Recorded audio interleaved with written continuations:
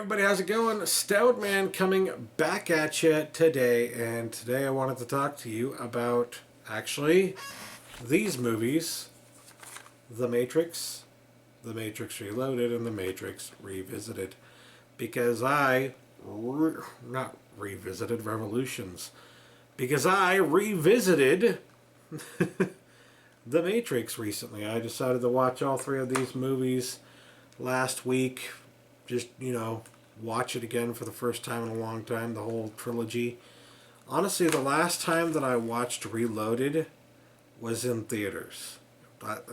I'm not even kidding. I haven't watched it since then because I didn't enjoy my experience with it in theaters. I remember going to see it in theaters and literally walking out about a quarter of the way through because I really had to go to the bathroom. If it was a movie that I really loved, I would just be like, screw it, I'm holding it in as long as I possibly can, and I'm gonna watch it, If it's a movie that I'm really into, if it's even like a halfway decent movie, I will hold it in at my own detriment to watch the movie entire, if possible. So it says something when I walk out of a movie to go to the bathroom and then return 15 minutes later for whatever. Just, I didn't get the full experience at the time. I will fully admit that. But I got most of the experience, to be quite honest. I watched it again recently. I watched all of these movies. And yeah, I still have a lot of problems with the second movie. But I kind of wanted to talk about some of those issues and talk about the series entire and what I think about it now after revisiting it, after taking a look at it with fresher eyes, after having gone to, well, not to film school, but having gotten like a minor in film studies, essentially. It's exactly what I did. I got a minor in film studies, so I went to a lot of film classes and learned a lot about film, and now that I know a lot about film, I revisited these.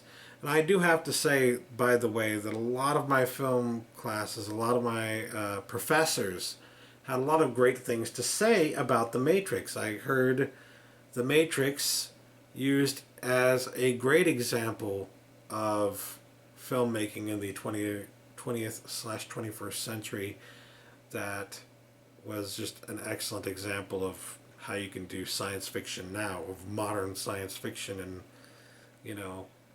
going into in depth about kind of like psychology and stuff like that, which this movie very much does. It is very much a psychological, kind of almost horror sci-fi movie, and they were pointing that out in my film classes, in some of my film classes, not all of them, but in some of them.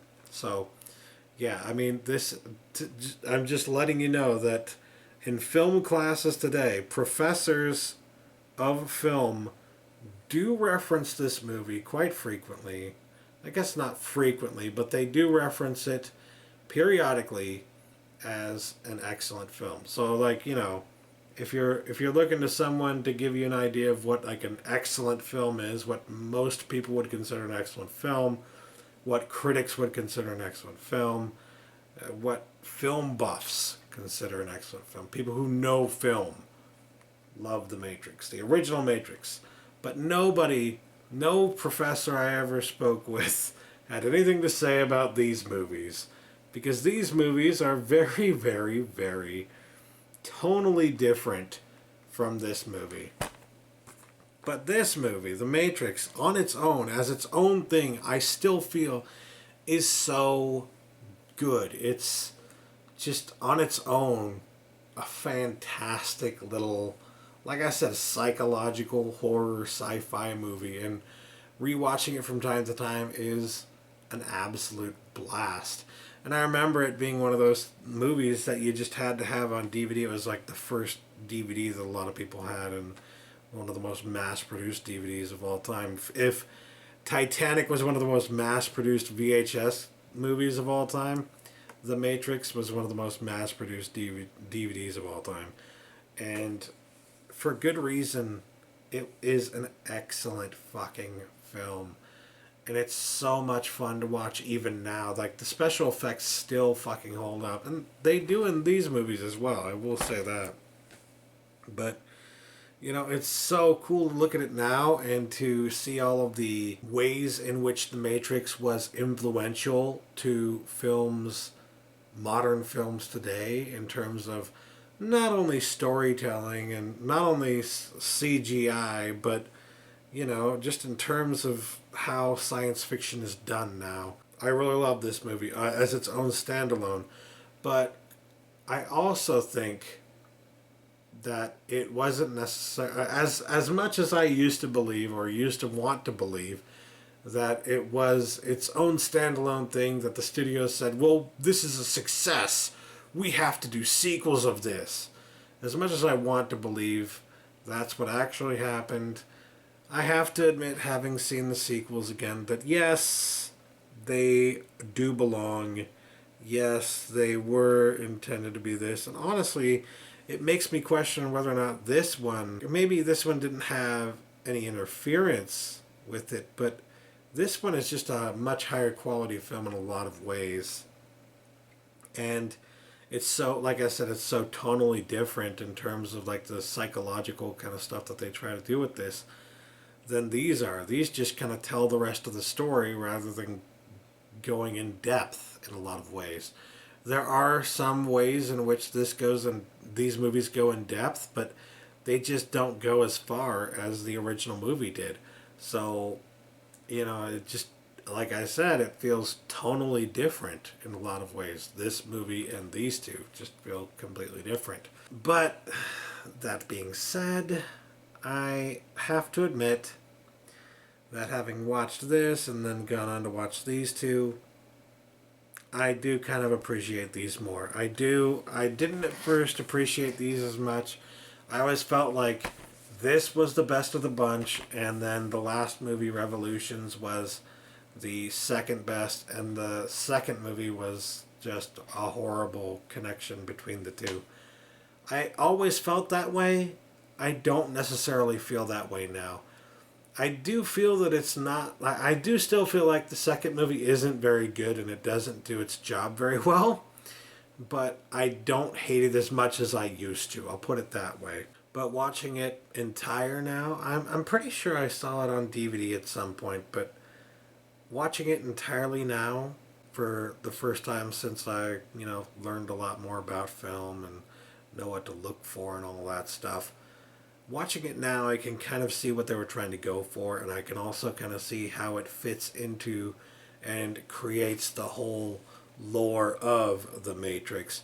One of the reasons that I didn't like it the first time is that what I had envisioned in my head for what I thought Zion was going to look like was not what they ended up going with. And that's not their fault. That's my fault. I knew even at the time that, to dislike something because it didn't fit your expectations is so fucked up. It is really fucked up. If you are upset with something and you dislike something and you consider it to be crap because it doesn't meet your personal expectations, you are being an asshole in a lot of ways. Because it's not cool, all right? It's like, you aren't the only person to consider. The filmmakers are not personally going out and trying to make a movie that entertains personally and only you. They are trying to make a movie that entertains everyone. And above all that, they're trying to make the movie that they want to make. So it's not necessarily a case of them having to do whatever they have to fucking please you. Art is not intended to fucking please you. It's not, that's not the reason that art exists. Art exists to convey a message of some sort. I mean, we can talk all day about what art is for and why art is, but I think it's fair to make the statement that art is not there specifically to give specific people in its audience exactly what they wanted. You know what I mean? It's not necessarily there to be pigeonholed and made to fit only one set of expectations. You know what I mean? That feels very greedy to me when people take that approach. It feels like they're being very greedy and they're being very needy and they're being very ridiculous, honestly. They're not being realistic and they're not being fair to the creators. So even then I knew, like, if I have a problem with how Zion appears here in this movie because it isn't what I was expecting, that's not their fault, that's my fault.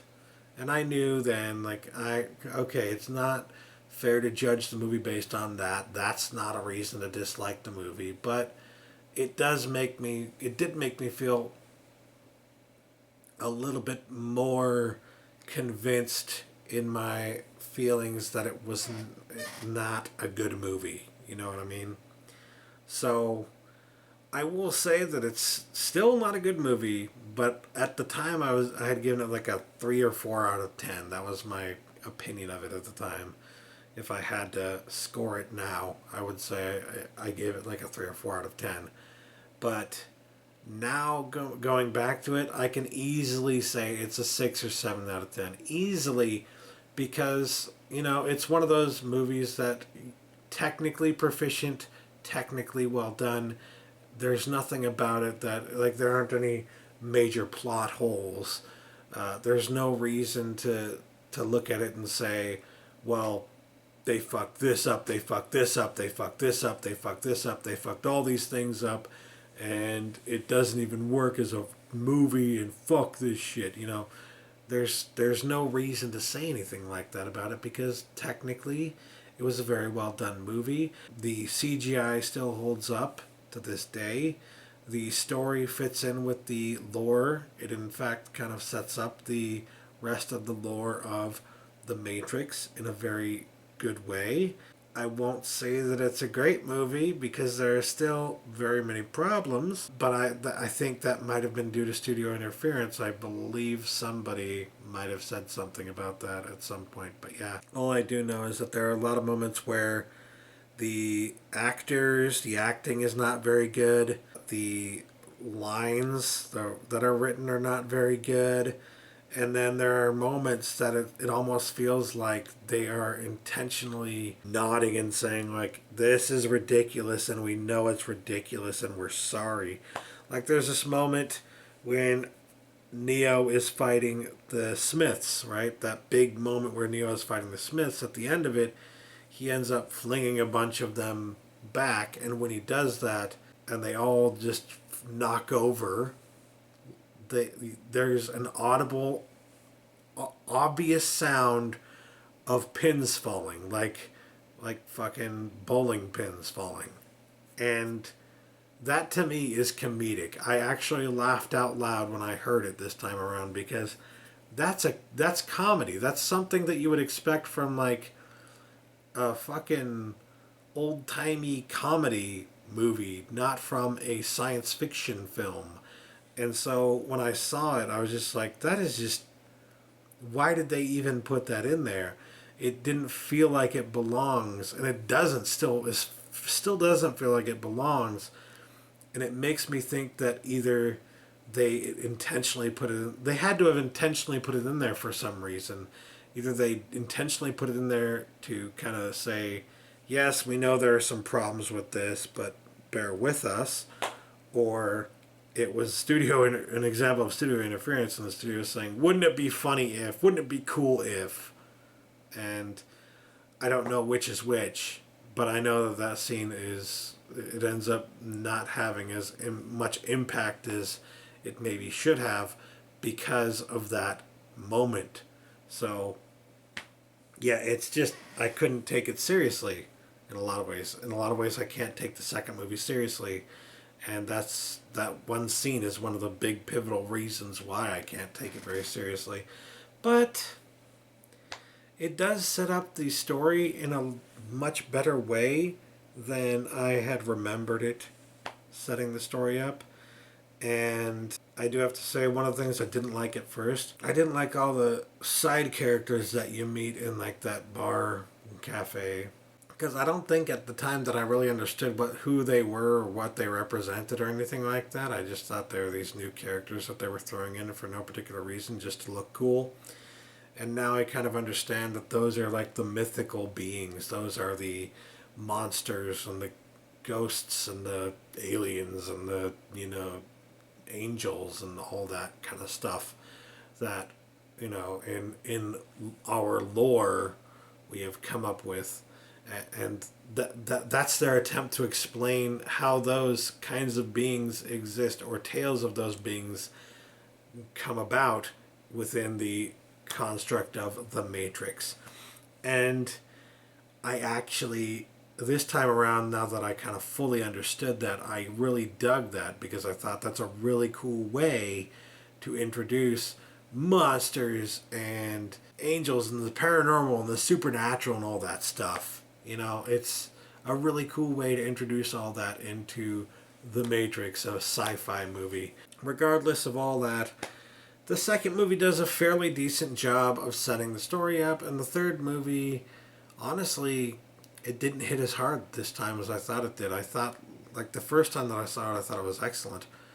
And now that I've seen it with fresher eyes, I feel like it's still a good movie, but it's not as hard-hitting as I remember it being.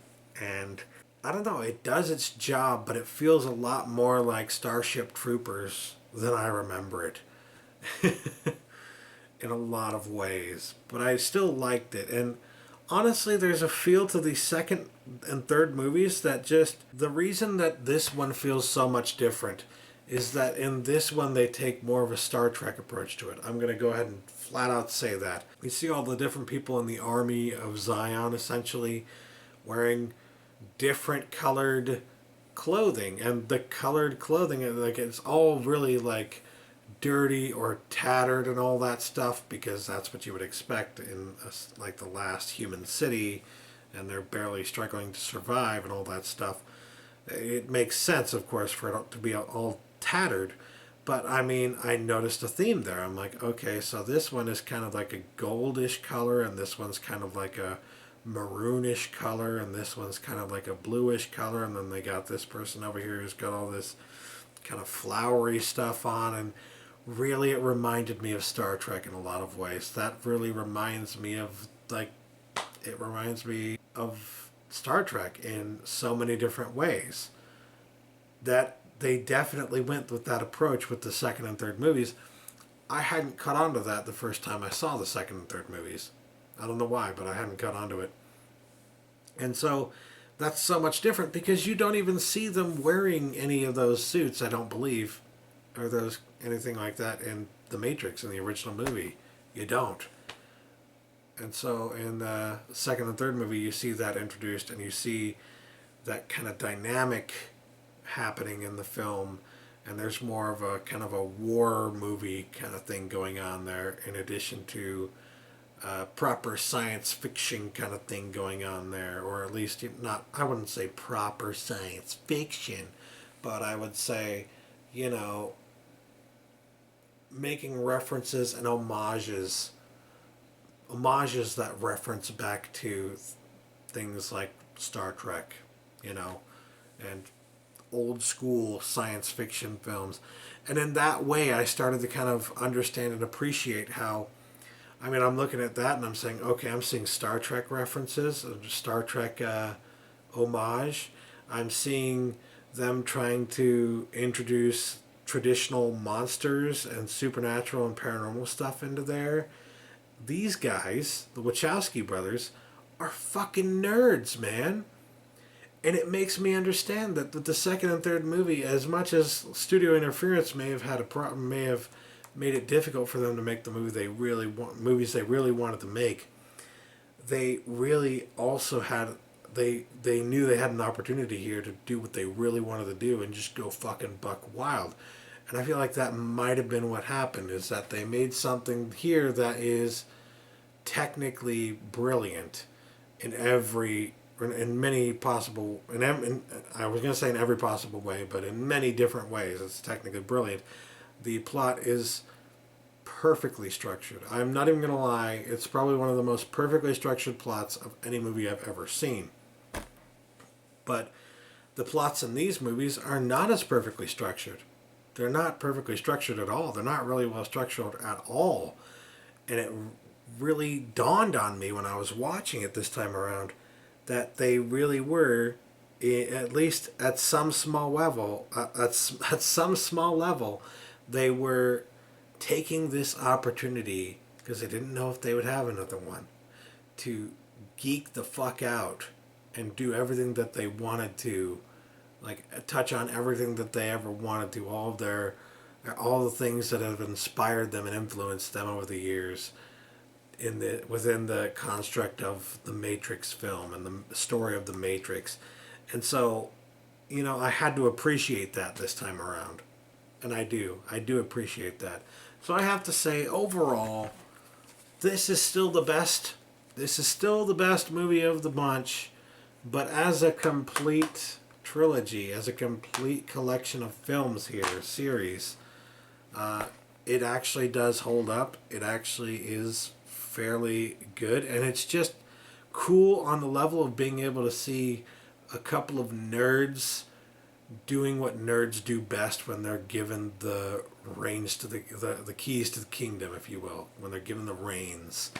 So, yeah, I liked it. I liked it this time around, and I'm sure I'll continue liking it. But, I went this route, getting the standalone release of The Matrix and then this double pack. I went that route thinking that I didn't like these movies that much, so I didn't see why I would get the entire collection. But now that I've watched it and realized that there are a lot of reasons to enjoy these films and watch them now and then, I kind of want to get the collection on Blu-ray now. I want to get that Ultimate Matrix set. I went this route thinking I wouldn't care about that, and now that I've watched them again, I care about that. What are you going to do?